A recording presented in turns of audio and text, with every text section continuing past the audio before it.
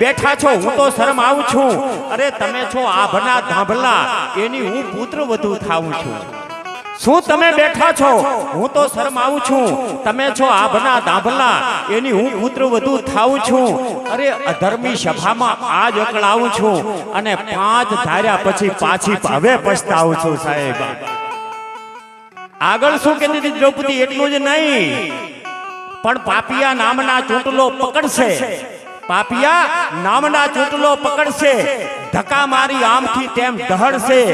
અરે પાંડવો પાપનું ઢાળી અને ફરકશે, ખબર નથી કે આવા નમાલા નીવડશે ભલામણ। હા દ્રૌપદી કહેતી હતી, અને દ્રૌપદી કહેતી હતી એમ નહીં, પણ દ્રૌપદી એમ કહેતી હતી પછી તો એને એમ થયું કે ખરેખર હું ઉતાવળ કરું છું, કારણ કે મારાથી આ મારા પતિ છે, મારા ગુરુ છે, મારા પિતામહ ભીષ્મ છે ને, એને મારે આવું બોલાય નહીં, પણ મારો આમાં વાંક શું?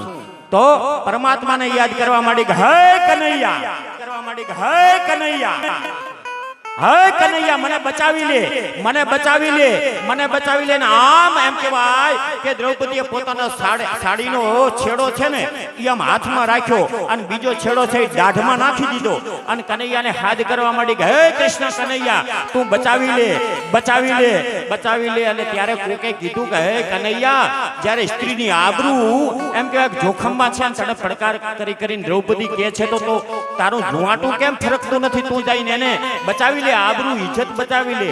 અને તારે કનૈયાએ કીધું તો સિદ્ધરાજભાઈ કે હજી દ્રૌપદી એને એના બાહુબળમાં તાકાતમાં એને વિશ્વાસ છે, એ જે દ્રૌપદી છે ને એના બાપથી છેડા અને હાથમાં પકડ્યા છે અને એને એમ છે કે હું મારી હાથે બચી જઈશ। અને ત્યારે દ્રૌપદીના છેડા હાથમાં પકડીને હે કનૈયા બચાવી લે, બચાવી લે, બચાવી લે એમ 1 વાર 2 વાર 3 હાથ કર્યા અને પછી એને એમ થયો કામ કરીને આમ આંચકો માર્યો જ્યારે દુશાસને અને દ્રૌપદીનો છેડો દાઢમાંથી છૂટી ગયો અને હાથ અધર થઈ ગયા દ્રૌપદીના। આ દ્રૌપદીએ કીધું કે હે હરી હા હરી, હે હરી હા હરી, મેં ક્યું ન મરી મેરી જનની કે પેટ મરી। હે પરમાત્મા, હું મારી જગદંબા જનનીના પેટમાં હતી ને ત્યારે મારો કાચે મહિને ગર્ભપાત કેમ ન થઈ ગયો? તો મારે આ દિવસો જોવાના હતા। અને જ્યારે દ્રૌપદી હાથ ઊંચા કર્યા ને ત્યાં તો આકાશ માર્ગેથી સાડીઓનો સરાર સરાર સરાર સરાર એક પછી એક નારી બીચ સાડી હેક, સારી બીચ નારી હેક, નારી બીચ સાડી હે। અરે નારી બીચ સાડી નહીં, સાડી બીચ આમ જોવાવાળા બધાય જોવાવાળા નેજવા કરીને જોતા હતા અને જોવાવાળાને રણછોડભાઈ એમ થતું હતું કે આકાશ માર્ગેથી કોઈ નારી આવે છે કે સાડીઓ આવે છે, આવે છે શું? તાર નારી beach sari hack, sari beach નારી હેક, નારી બીચ સાડી નહીં અને સાડી બીચ નારી નહીં, વો તો મેરો બનવારી હે। દ્રૌપદીએ કીધું મારો વનમાળી હવે આવી ગયો, કોઈના બાપની તેવડ નથી સાહેબ।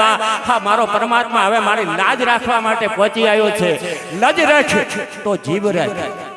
હા ભક્તો માણસોએ સારા માણસોએ એટલું જ માંગ્યું છે કે લાજ રાખ તો આ ખોળિયામાં જીવ રાખ, બાકી લજ વીણ જીવ મત રાખ।